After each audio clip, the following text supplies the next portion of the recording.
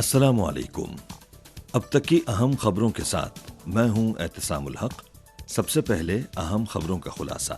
شی جن پنگ کی چین کے صوبے گانسو میں 6.2 شدت کے زلزلے کے بارے میں اہم ہدایات۔ چینی وزارت خارجہ نے کہا ہے کہ چین کے مشرق وسطی میں ذاتی مفادات نہیں اور نہ ہی وہ کوئی چھوٹا بلاک بنانے کا ارادہ رکھتا ہے، اور چین کے قومی ترقیاتی و اصلاحاتی کمیشن کے مطابق اس سال معاشی اور سماجی ترقی کے اہم اہداف مکمل ہونے کی توقع ہے۔ اب خبریں تفصیل کے ساتھ۔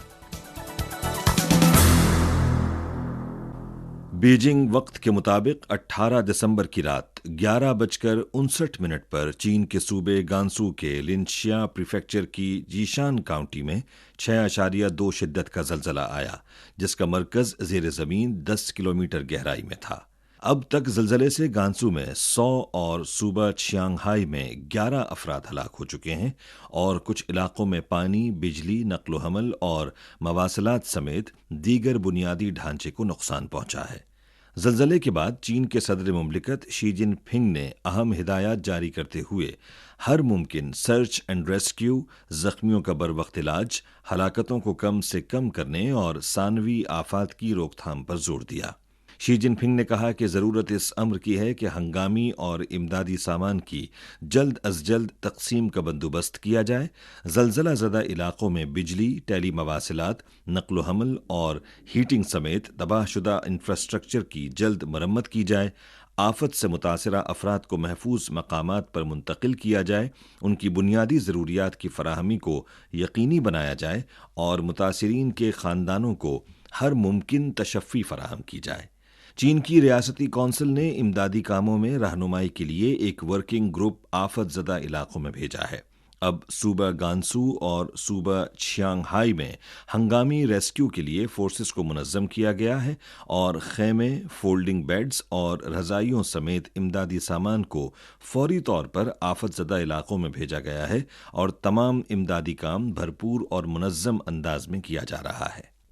18 دسمبر کو چینی صدر شی جن پنگ کے خصوصی ایلچی اور چین کی قومی عوامی کانگریس کی قائمہ کمیٹی کے نائب چیئرمین شوکرت ذاکر نے کویت کے دارالحکومت کویت سٹی میں مرحوم امیر شیخ نواف کی تعزیتی تقریب میں شرکت کی اور کویت کے نئے امیر شیخ مشال الصباح سے ملاقات کی۔ شوکرت ذاکر نے کہا کہ مرحوم امیر شیخ نواف سے کویت کے عوام کا انتہائی احترام اور محبت کا رشتہ تھا، اور انہوں نے اپنی زندگی میں چین کویت دوستی کے فروغ کے لیے انتھک کوششیں کیں۔ چین کویت کے ساتھ اپنے تعلقات کی ترقی کو بہت اہمیت دیتا ہے، اور چین کویت اسٹریٹجک شراکت داری میں نئی پیش رفت کے حصول کے لیے کویت کے ساتھ مل کر کام کرنے کے لیے تیار ہے۔ امیر شیخ مشال نے صدر شی جن پنگ کا تعزیتی پیغام بھیجنے اور وائس چیئرمین شوکرت ذاکر کو تعزیت کے لیے خصوصی ایلچی مقرر کرنے پر تہہ دل سے شکریہ ادا کیا۔ انہوں نے اس بات پر زور دیا کہ کویت مختلف شعبوں میں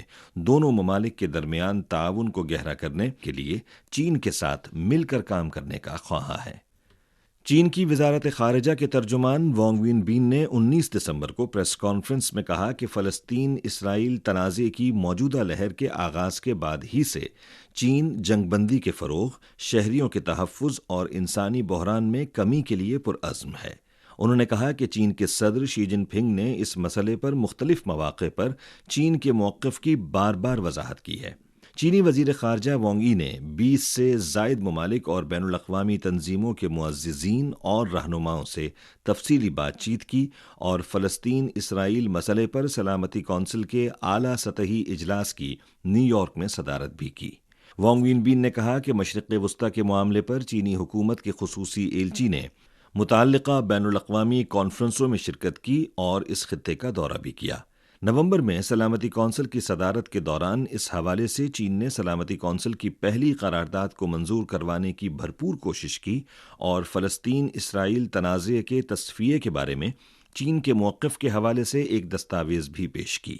اس کے علاوہ چین نے مختلف ذرائع سے غزہ کے عوام کو ہنگامی انسانی و مالی امداد، خوراک، ادویات اور دیگر مادی امداد کی متعدد کھیپ فراہم کی۔ وانگ وین بین نے اس بات پر زور دیا کہ چین کے مشرق وسطی میں کوئی ذاتی مفادات نہیں، اور نہ ہی چین کوئی چھوٹا بلاک بنانے کا ارادہ رکھتا ہے۔ انہوں نے کہا کہ چین مشرق وسطیٰ کے ممالک کے لوگوں کی تقدیر اپنے ہاتھوں میں لینے کے لیے ان کی بھرپور حمایت کرتا ہے۔ اطلاعات کے مطابق 14 دسمبر کو یورپی پارلیمنٹ کے اجلاس میں تبت سے متعلق ایک قرارداد منظور کی گئی۔ اس حوالے سے چین کی وزارت خارجہ کے ترجمان وانگ وین بین نے 19 دسمبر کو یومیہ پریس کانفرنس میں کہا کہ یورپی پارلیمنٹ کی متعلقہ قرارداد غلط معلومات کی ترسیل، چین کی ساکھ کو نقصان پہنچانا اور چین کے اندرونی معاملات میں مداخلت ہے۔ انہوں نے کہا کہ ہم یورپی پارلیمنٹ پر زور دیتے ہیں کہ وہ اس طرح کی غلط معلومات پھیلانا بند کرے، تبت سے متعلقہ امور کا استعمال کرتے ہوئے چین کے اندرونی معاملات میں مداخلت بند کرے اور چین اور یورپ کے باہمی اعتماد و تعاون کو نقصان پہنچانے والے قول و فعل سے گریز کرے۔ وانگ وین بین نے بتایا کہ تبت میں اس وقت معیشت ترقی کر رہی ہے اور معاشرے میں سماجی ہم آہنگی، استحکام اور ثقافتی روایات کا تحفظ موجود ہے۔ تبت نے تمام بچوں کے تعلیمی حقوق کو یقینی بنانے کے لیے بورڈنگ اسکولز کھولے جہاں آنا یا نہ آنا مکمل طور پر طلباء اور والدین کی خواہشات اور ضروریات پر منحصر ہے۔ وانگ وین بین نے کہا کہ متعلقہ اسکولوں میں تبتی زبان، اقلیتی قومیت کے رقص جیسے روایتی ثقافتی کورسز میسر ہیں اور روایتی مقامی کھانے کی فراہمی کے ساتھ طلباء اپنی قومیتی لباس بھی پہن سکتے ہیں۔ چینی وزارت خارجہ کے ترجمان نے کہا کہ تبتی بورڈنگ اسکولوں کے خلاف یورپی پارلیمنٹ کی قرارداد تبت میں انسانی حقوق کی فراہمی میں مداخلت اور اس عمل کو کمزور کرنے کے مترادف ہے۔